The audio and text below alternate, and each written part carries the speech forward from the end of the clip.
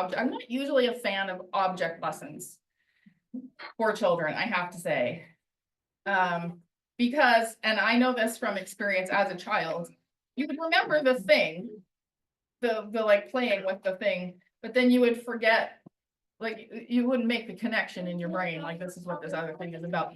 But I truly hope that when those seeds bloom, when the seeds come out of the soil, that we can remember the story of Jesus coming out of the tomb.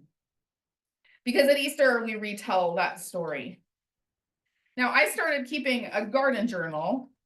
I've been gardening in bits and pieces for lots of years, but it felt serious when I started keeping a garden journal.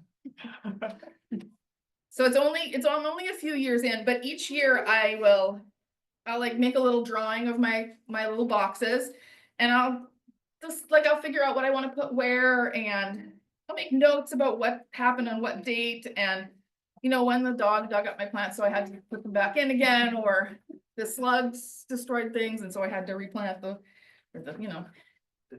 something's always getting destroyed and I have to replant it.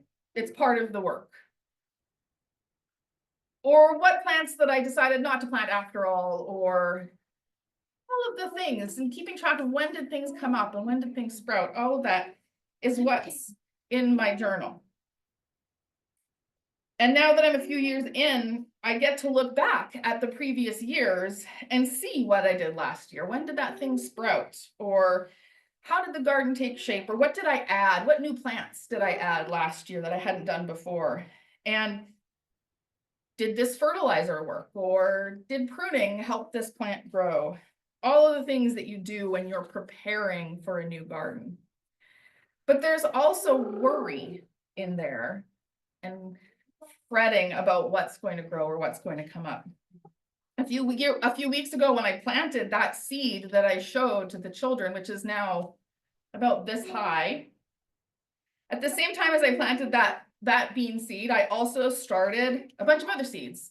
Just some things that I started some peas and some sunflowers and some arugula and some cucumbers.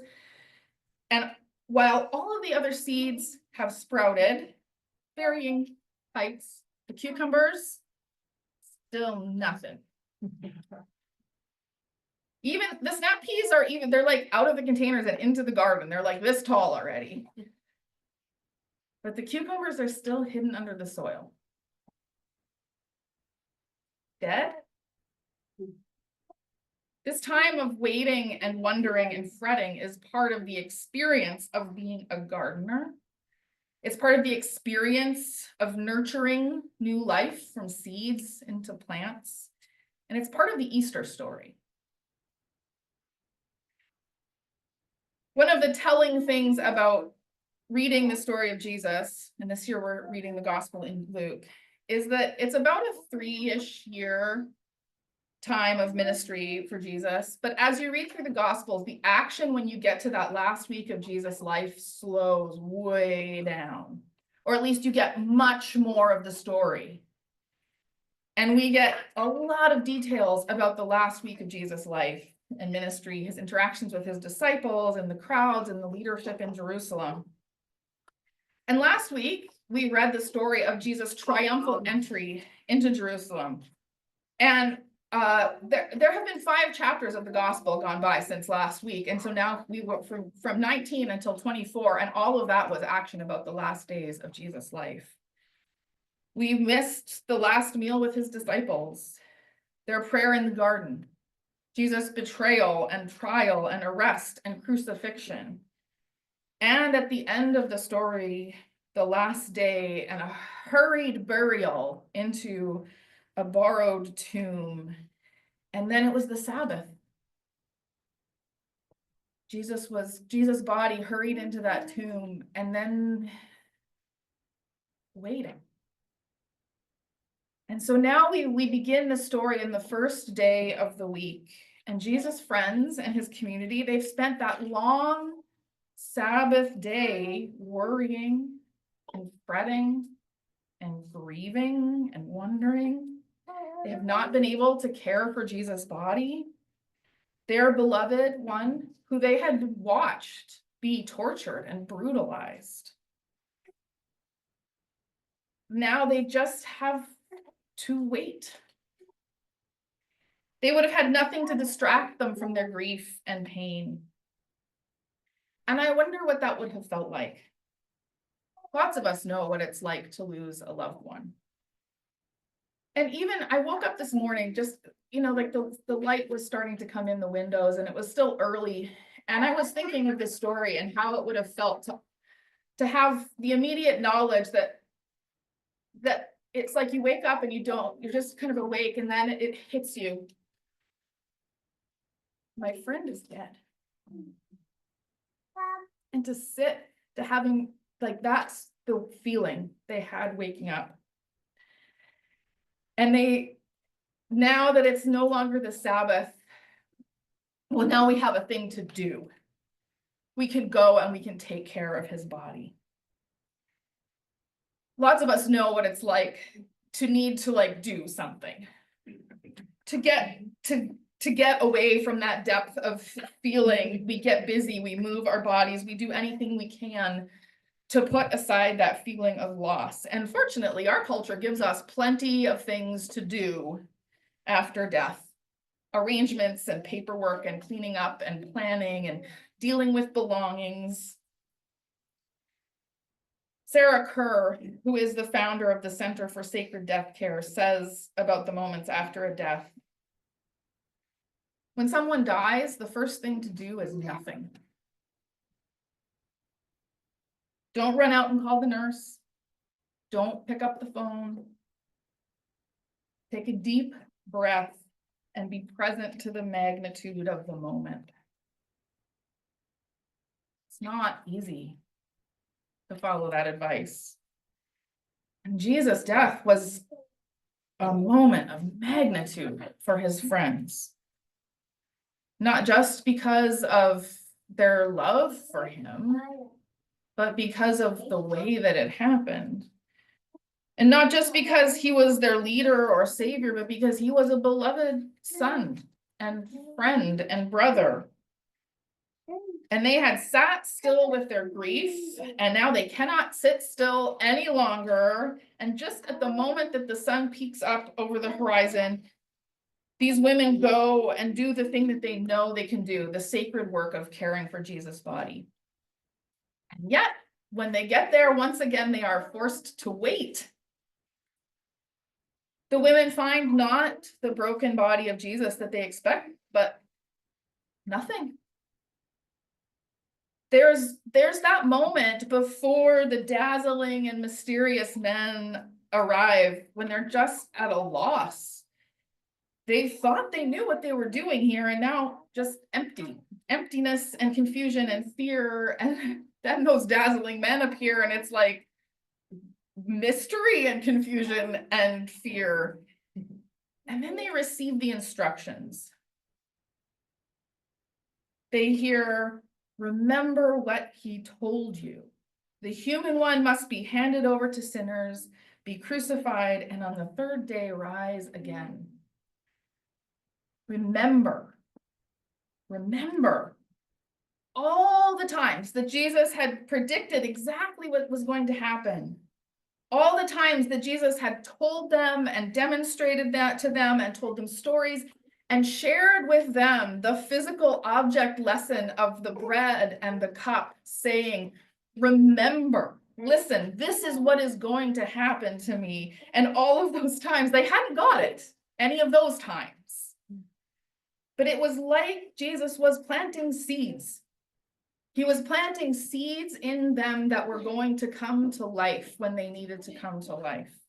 He was writing on them like a record, writing to them what they would need to know. Those beans that I planted that are sprouting and putting down roots, they hold that memory within them, right there in that seed. Even when they look small and dead, even when they are under the ground, they hold that promise of new life within them. You see that tiny imprint of life right there in the middle of the seed. I'm sure many of you have seen the quotes on a sign or on social media. They tried to bury us. They didn't know we were seeds. They tried to bury us. They didn't know we were seeds. I think I first saw this on a sign during the uprising for Black Lives, during the Black Lives Matter protests in 2014 or so. And I've seen it again in various places, including in the context of the first Trump administration, when families were being separated from each other at the border and people were protesting that.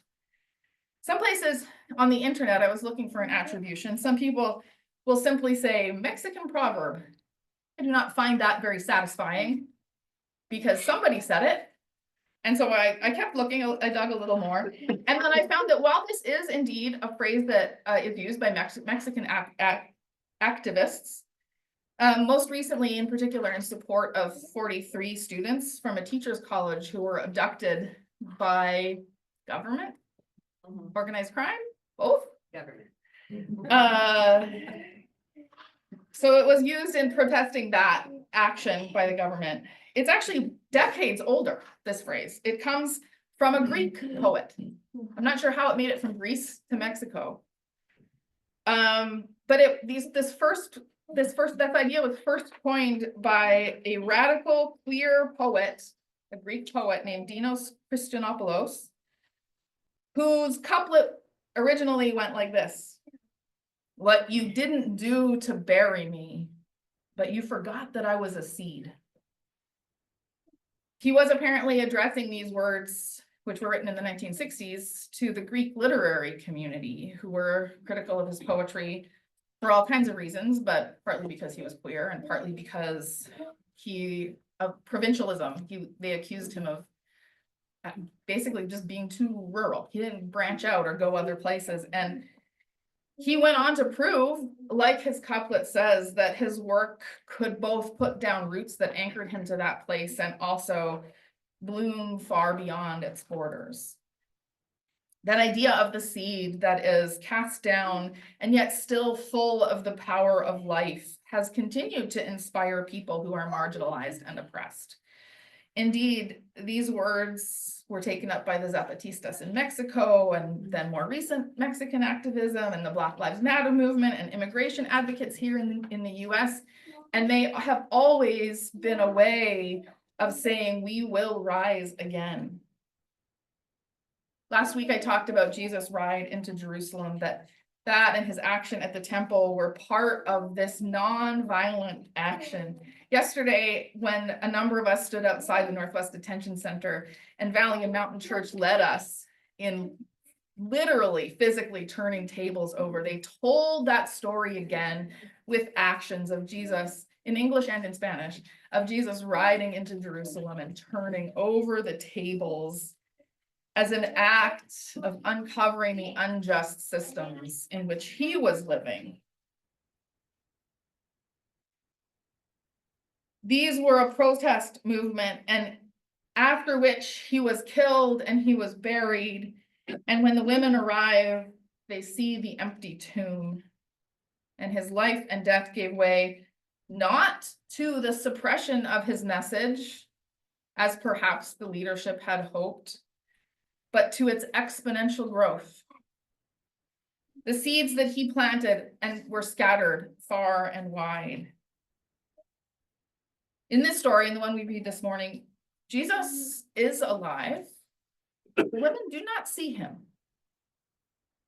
I'm thinking of those cucumber seeds that I planted. May they be alive, but I just don't see them yet. He does not yet appear to them. Like he does in some of the Gospels, he appears to his friends. And in the weeks to come, we will hear some of those stories. But in this story, the women have not yet seen him. They only have their memories, the memories of what he has planted in them. He doesn't appear to them, but they have the mysterious and dazzling strangers telling them he is alive. Remember. They have that experience living within them. I will be honest, this Easter, the beautiful weather this week and the bursting forth of plants notwithstanding, it does not feel like a time full of new life or hope or rebirth. It feels hard and sad and empty. I'm looking at the lifeless dirt of these recent months and wondering, is there life here? Is there life under the soil? Is there life in the seeds of what we are experiencing right now? Will we bloom again? But I have been given the hope of Jesus Christ. I have been given the hope that has been planted in me and in each one of us, that life is possible. We are invited to be ready for it, even as the women prepared. We are invited to retell the story again and again and again, as often as we see new life springing forth. We can remember that Jesus lives. We are invited to till the soil and to fertilize and continue planting seeds, because there is no burying the life within. Life is meant to spring up and grow, and thanks be to God, Christ is risen. He is risen indeed. Christ is risen. He is risen indeed. Hallelujah, thanks be to God.